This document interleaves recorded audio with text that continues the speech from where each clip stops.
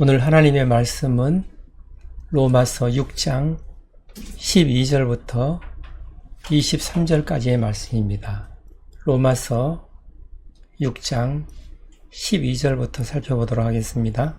그러므로 너희는 죄가 너희 죽을 몸을 지배하지 못하게 하여 몸의 사욕에 순종하지 말고 죄가 너희 죽을 몸을 지배하지 못하게 하라고 합니다. 죄가 우리 몸을 지배하면 우리는 우리 몸의 사욕을 따라서 우리 몸의 욕망을 따라서 살게 되는 것입니다. 바꾸어 말하면 우리가 우리 몸이 요구하는 대로 욕망을 따라 살게 되면 죄가 우리 몸을 지배하게 되는 것입니다. 따라서 죄가 우리 몸을 지배하지 못하도록 몸의 욕망을 따라서 살지 말라는 것입니다. 우리는 예수 그리스도를 믿기 전에는 죄의 종으로 살았습니다. 그때는 죄의 노예였습니다. 죄를 짓지 않을 수가 없는 상태였습니다. 오직 죄만 짓고 살 수밖에 없는 존재였습니다. 그런 상태가 세상 사람들의 상태인 것입니다. 우리도 전에는 그런 존재들이었습니다.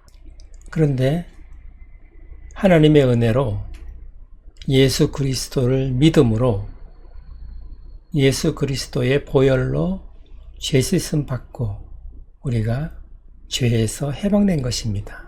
예수 그리스도께서 십자가에서 죽으실 때 우리의 옛사람도 같이 죽고 예수님과 함께 장사되었고 예수님께서 부활하실 때 우리도 함께 부활한 것입니다. 우리의 옛사람은 죽고 예수님의 부활 생명으로 우리가 새 생명을 얻어서 태어난 것입니다. 예수 그리스도 안에서 하나님 앞에서 산 자가 된 것입니다. 이전에는 오직 죄가 시키는 대로만 할 수밖에 없었습니다. 그 상태를 죄의 종이라고 하는 것입니다. 죄를 짓지 않으려고 해도 짓지 않을 수 없는 상태, 그 상태를 죄의 노예가 된 상태라고 말을 합니다. 그러나 그리스도와 함께 우리가 십자가에서 죽음으로써 우리는 죄에서 해방된 것입니다. 죄의 노예에서 해방되어서 하나님의 종이 된 것입니다. 하나님의 은혜의 지배를 받게 된 것입니다. 하나님의 은혜 안에 있으면 우리는 더 이상 죄를 짓지 않을 수 있는 상태가 된 것입니다. 죄를 전혀 짓지 않는다는 것이 아닙니다. 죄를 짓지 않을 수도 있다는 것입니다. 그렇기 때문에 마음의 선택을 하라는 것입니다. 죄의 종으로 살든지 하나님의 종으로 살든지 우리의 마음에 선택이 가능하게 된 것입니다. 이전에는 그런 선택을 할 수가 없었습니다. 오직 죄만 짓고 살 수밖에 없는 상태였습니다. 그러나 이제는 하나님의 은혜로 하나님 안에서 은혜의 지배를 받고 살게 된 것입니다. 그 다음 절을 보십니다. 또한 너희 지체를 불의의 무기로 죄에게 내주지 말고 오직 너희 자신을 죽은 자 가운데서 다시 살아난 자 같이 하나님께 드리며 너희 지체를 의의 무기로 하나님께 드리라. 우리의 지체를 죄에게 드리면 죄에게 내주면 불의의 무기가 되는 것입니다. 우리의 지체를 하나님께 드리면 의의 무기가 되는 것입니다.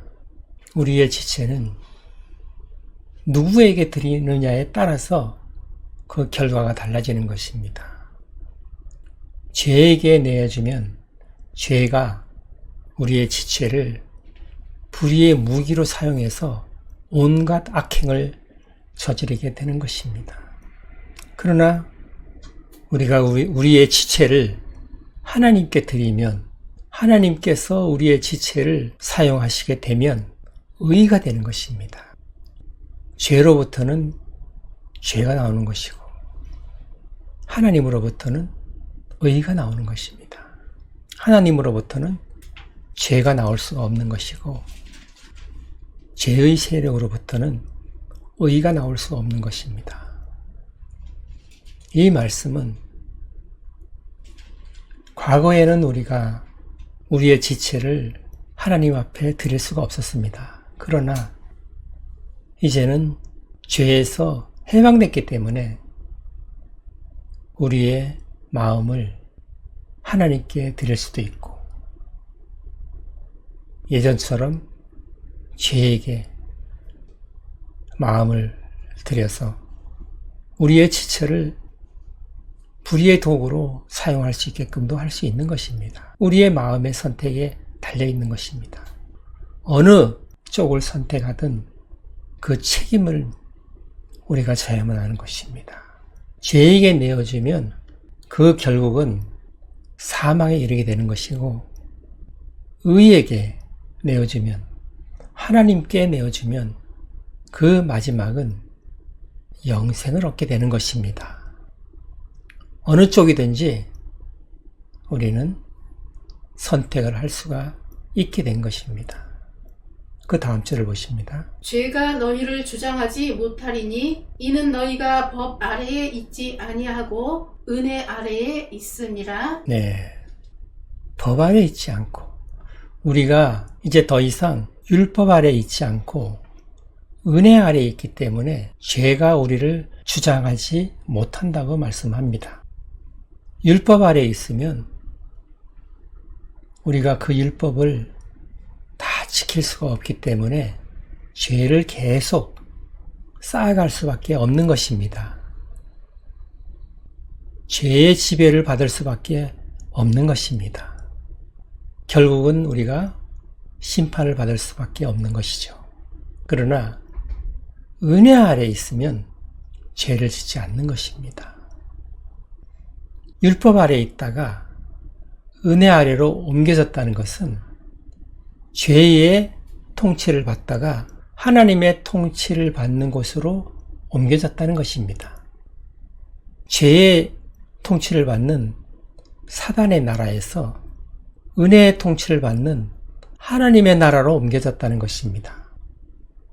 이 땅에 살면서 어떻게 하나님의 나라로 옮겨졌다고 말을 하느냐 할 수도 있겠지만 하나님의 통치를 받는 곳이 하나님의 나라인 것입니다. 예수 그리스도를 믿고 제사함을 받은 순간 우리는 하나님의 통치를 받는 하나님의 나라에 살게 되는 것입니다. 이 땅에서도 하나님의 통치를 받으면서 살게 되는 것입니다. 그것이 구원의 시작인 것입니다. 이 땅에서도 하나님의 지배를 받으며 하나님의 통치를 받으며 살게 된다는 것입니다. 하나님의 통치를 받으면서 살고 있기 때문에 죄가 우리를 지배할 수 없다는 것입니다. 더 이상 율법이 우리를 지배할 수 없다는 것입니다. 하나님께서 직접 우리를 통치하고 계시기 때문에 그런 것입니다. 하나님의 통치를 받으면서 살고 있는 우리를 죄가 와서 통치할 수가 없는 것입니다. 그래서 우리는 죄의 지배를 받지 않는 것입니다. 그 다음 절을 보십니다.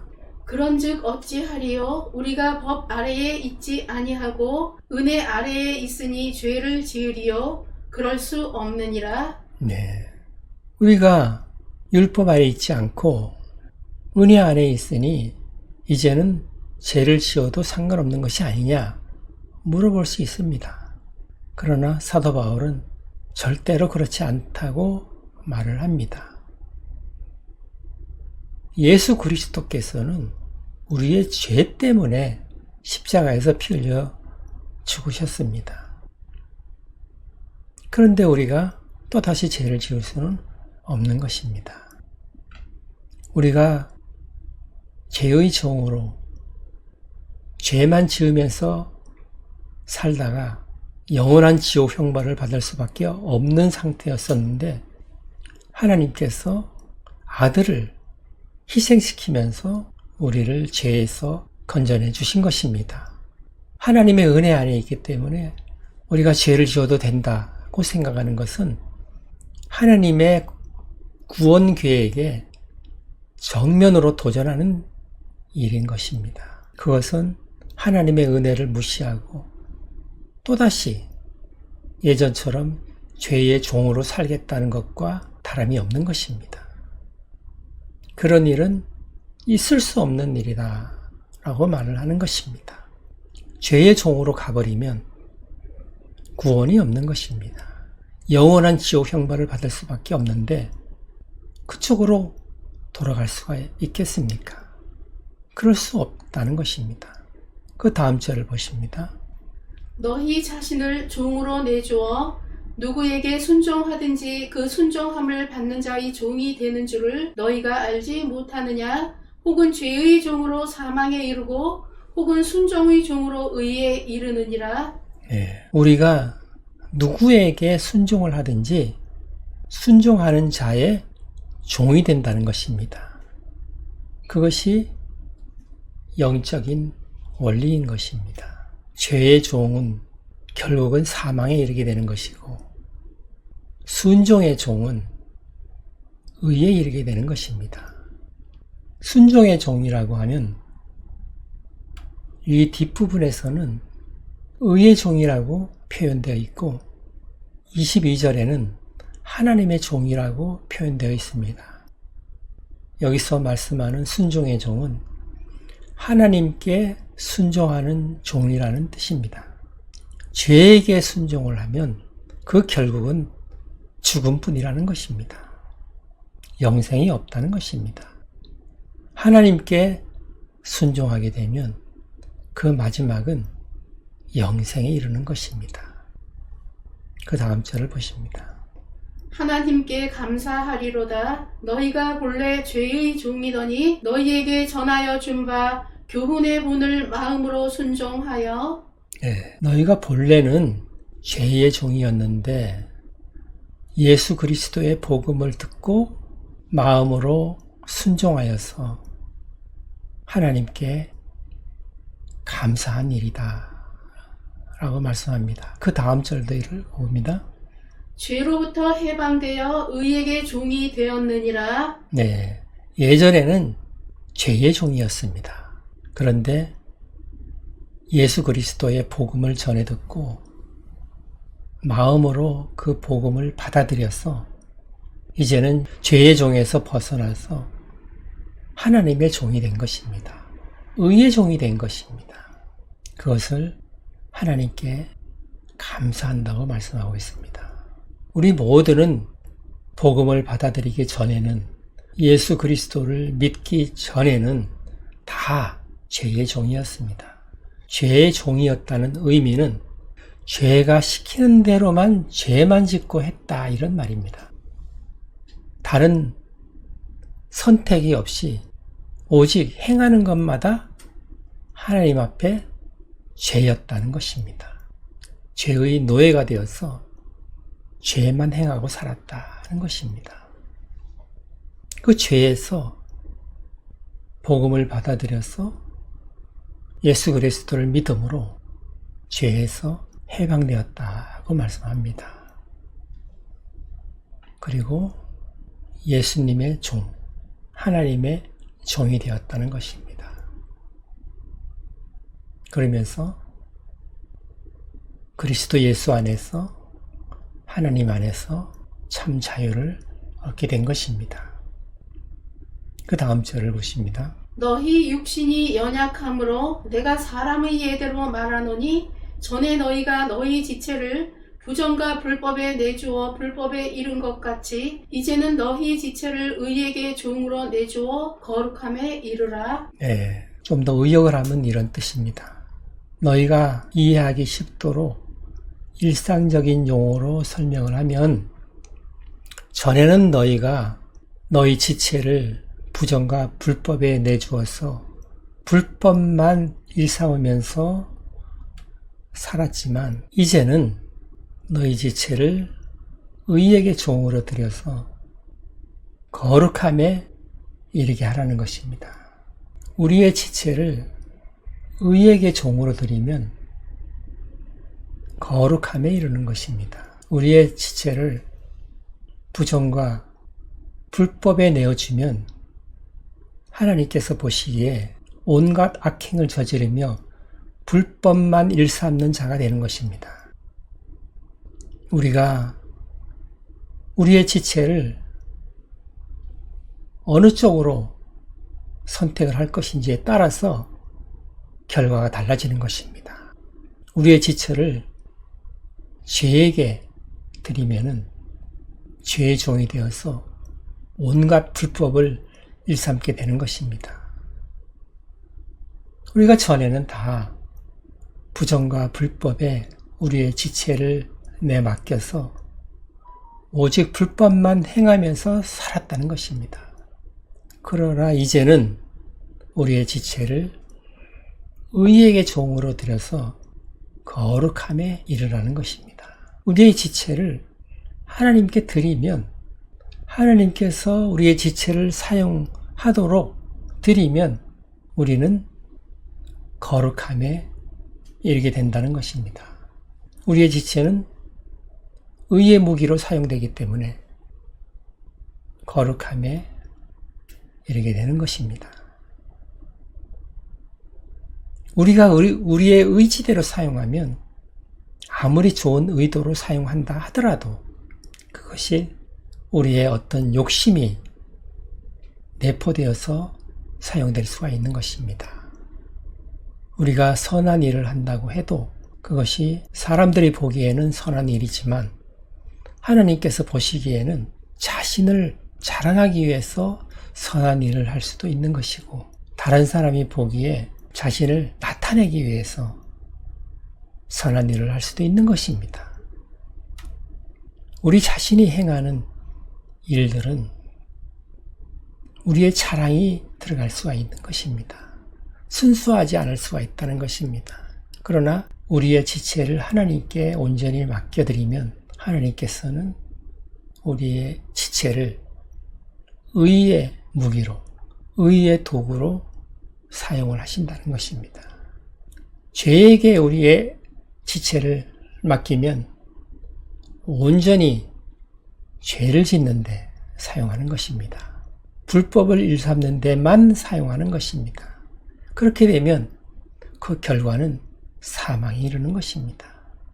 하나님께 맡겨서 의에 이르는 거룩한 열매를 맺으면 그 결과는 영생에 이르는 것입니다. 그 다음 절을 보십니다. 너희가 죄의 종이 되었을 때에는 의에 대하여 자유로웠느니라. 네. 우리가 죄의 종이었을 때는 의에 대해서는 자유로웠다는 것입니다. 의에 대해서는 아무 관심도 없고 관련이 없었다는 것입니다. 오직 죄의 종이 되었을 때는 죄만 짓고 살았기 때문에 의로운 데는 관심도 없고 의로운 일을 할 수도 없었다는 것입니다. 의는 알 수도 없다는 것입니다. 아무 상관없다는 것입니다. 죄의 종은 죄가 시키는 대로만 하는 존재인 것입니다. 그 다음 절을 보십니다. 너희가 그때에 무슨 열매를 얻었느냐? 이제는 너희가 그 일을 부끄러워하나니 이는 그 마지막이 사망임이라. 예. 너희가 그때에 무슨 열매를 얻었느냐?